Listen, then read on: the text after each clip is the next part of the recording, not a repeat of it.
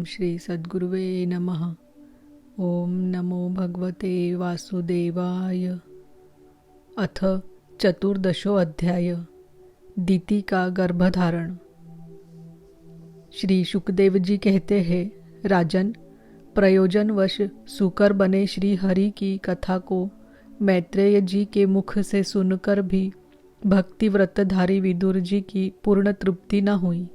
अतः उन्होंने हाथ जोड़कर फिर पूछा। विदुर जी ने कहा, मुनिवर, हमने यह बात आपके मुख से अभी सुनी है कि आदि दैत्य हिरण्याक्ष को भगवान यज्ञ मूर्ति ने ही मारा था। ब्रह्मन जिस समय भगवान लीला से ही अपनी दाढ़ों पर रखकर पृथ्वी को जल में से निकाल रहे थे, उस समय उनसे दैत्यराज हिरण्याक्ष की मुठभेड़ किस कारण हुई? श्री मैत्रेय जी ने कहा, विदुर जी, तुम्हारा प्रश्न बड़ा ही सुंदर है, क्योंकि तुम श्री हरि की अवतार कथा के विषय में ही पूछ रहे हो, जो मनुष्यों के मृत्युपाश का छेदन करने वाली है।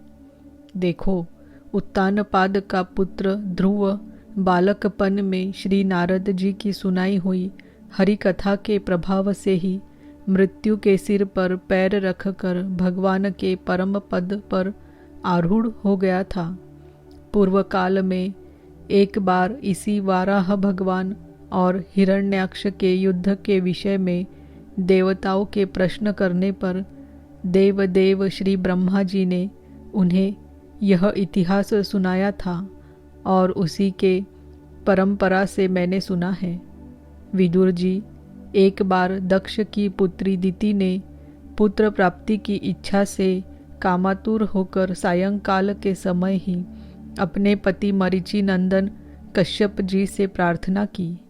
उस समय कश्यप जी खीर की आहुतियों द्वारा अग्निजीव भगवान यज्ञपति की आराधना कर सूर्यास्त का समय जान अग्निशाला में ध्यानस्थ होकर बैठे थे। दीति ने कहा, विद्वन, मतवाला हाथी जैसे केले के वृक्ष को मसल डालता है, उसी प्रकार यह प्रसिद्ध धनुर्धर कामदेव मुझ अबला पर जोर जताकर आपके लिए मुझे बेचैन कर रहा है। अपनी पुत्रवती सोतों की सुख समृद्धि को देखकर मैं ईर्ष्या की आग से जली जाती हूँ। अतः आप मुझ पर कृपा कीजिए, आपका कल्याण हो। जिनके गर्भ से आप जैसा पति पुत्र रूप से उत्पन्न होता है, वे ही स्त्रियां अपने पतियों से सम्मानिता समझी जाती है। उनका सुयश संसार में सर्वत्र फैल जाता है। हमारे पिता प्रजापति दक्ष का अपनी पुत्रियों पर बड़ा स्नेह था। एक बार उन्होंने हम सबको अलग अलग बुलाकर पूछा कि तुम किसे अपना पति बनाना चाहती हो। वे अपनी संतान की सब प्रकार की चिंता रखते थे। अतः हमारा भाव जानकर उन्होंने उनमें से हम 13 पुत्रियों को, जो आपके गुण स्वभाव के अनुरूप थी, आपके साथ ब्याह दिया।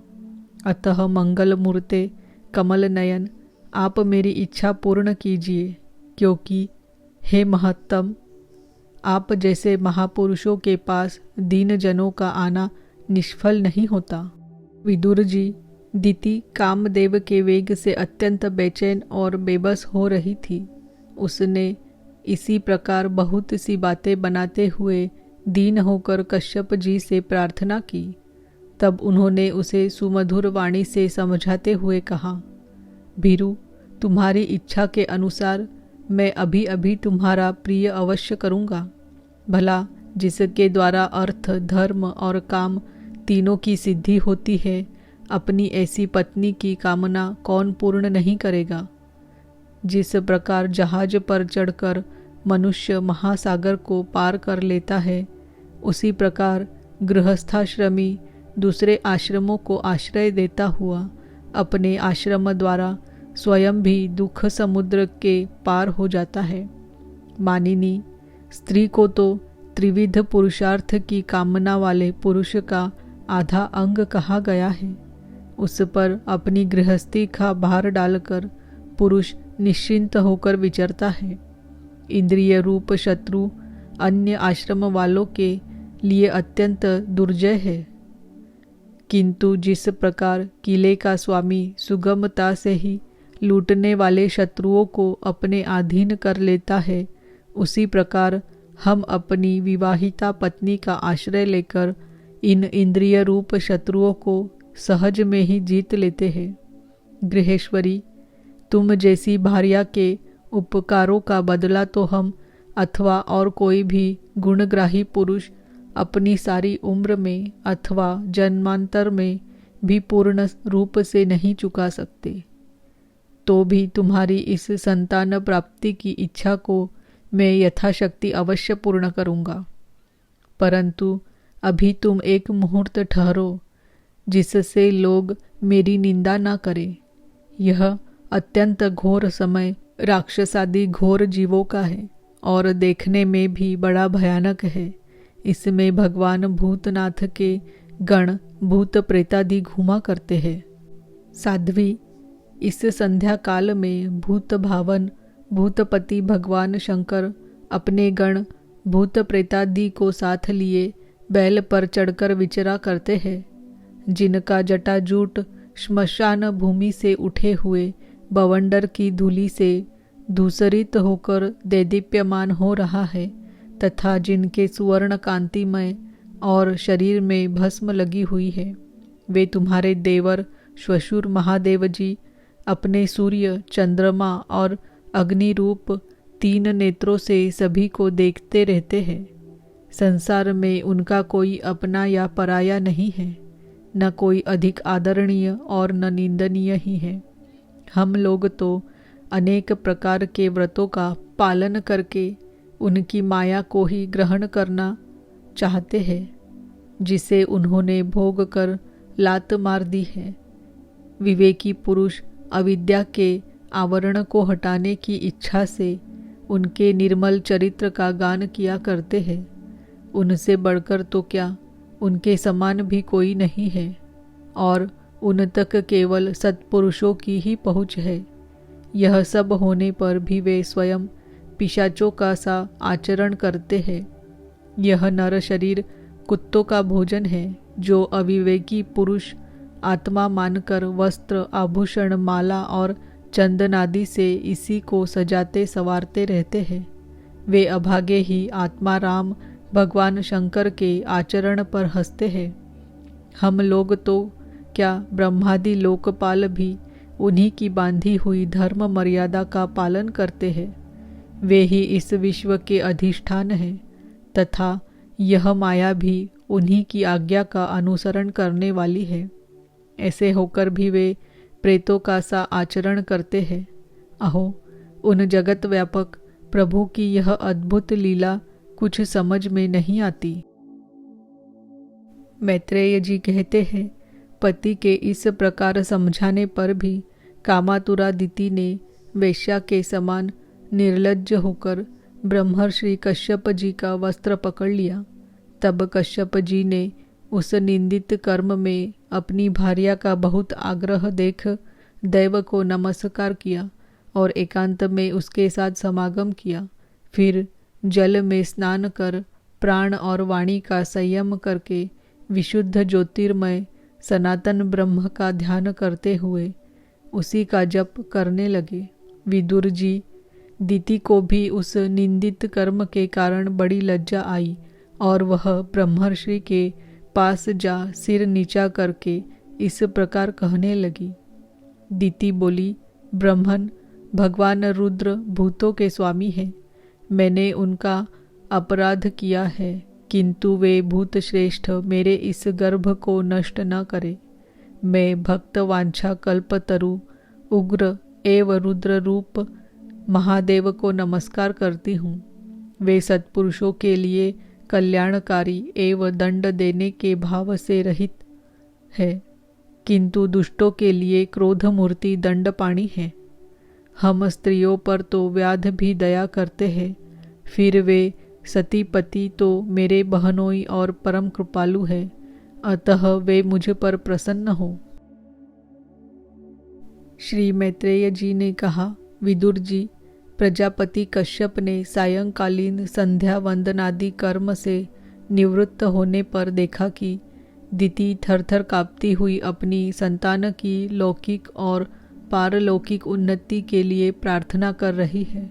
तब उन्होंने उससे कहा, कश्यप जी ने कहा, तुम्हारा चित्त काम वासना से मलिन था, वह समय भी ठीक नहीं था और तुमने मेरी बात भी नहीं मानी तथा देवताओं की भी अवहेलना की।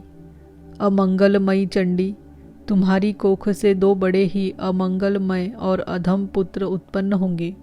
वे बार बार संपूर्ण लोक और लोकपालों को अपने अत्याचारों से रुलाएंगे। जब उनके हाथ से बहुत से निरपराध और दीन प्राणी मारे जाने लगेंगे, स्त्रियों पर अत्याचार होने लगेंगे और महात्माओं को क्षुब्ध किया जाने लगेगा, उस समय संपूर्ण लोकों की रक्षा करने वाले श्री जगदीश्वर कुपित होकर अवतार लेंगे और इंद्र जैसे पर्वतों का दमन करता है उसी प्रकार उनका वध करेंगे।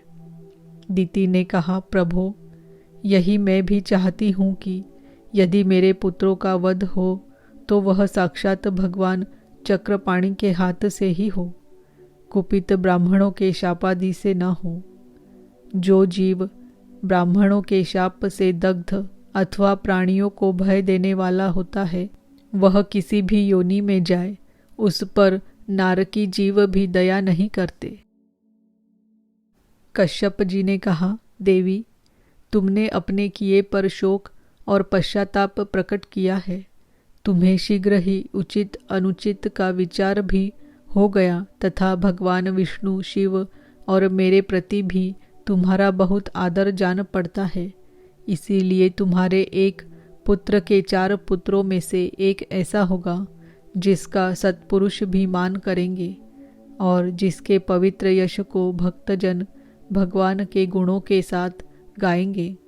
जिस प्रकार खोटे सोने को बार बार तपाकर शुद्ध किया जाता है, उसी प्रकार साधुजन उसके स्वभाव का अनुकरण करने के लिए निर्वैरता आदि उपायों से अपने अंतकरण को शुद्ध करेंगे। जिनकी कृपा से उन्हीं का स्वरूप भूत यह जगत आनंदित होता है, वे स्वयं प्रकाश भगवान भी उसकी अनन्य भक्ति से संतुष्ट हो जाएंगे। दिति, वह बालक बड़ा ही भगवत भक्त, उदार हृदय, प्रभावशाली और महान पुरुषों का भी पूज्य होगा तथा प्रौढ़ भक्ति भाव से विशुद्ध और भावान्वित हुए अंतकरण में श्री भगवान को स्थापित करके देहाभिमान को त्याग देगा।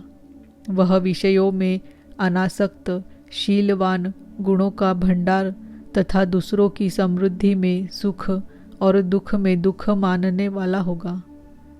उसका कोई शत्रु न होगा तथा चंद्रमा जैसे ग्रीष्म ऋतु के ताप को हर लेता है, वैसे ही वह संसार के शोक को शांत करने वाला होगा। जो इस संसार के बाहर भीतर सब और विराजमान है, अपने भक्तों के इच्छानुसार समय समय पर मंगल विग्रह प्रकट करते हैं और लक्ष्मी रूप लावण्य मूर्ति ललना की भी शोभा बढ़ाने वाले हैं तथा जिनका मुखमंडल झिलमिलाते हुए कुंडलों से सुशोभित है, उन परम पवित्र कमल नयन श्री हरि का तुम्हारे पौत्र को प्रत्यक्ष दर्शन होगा।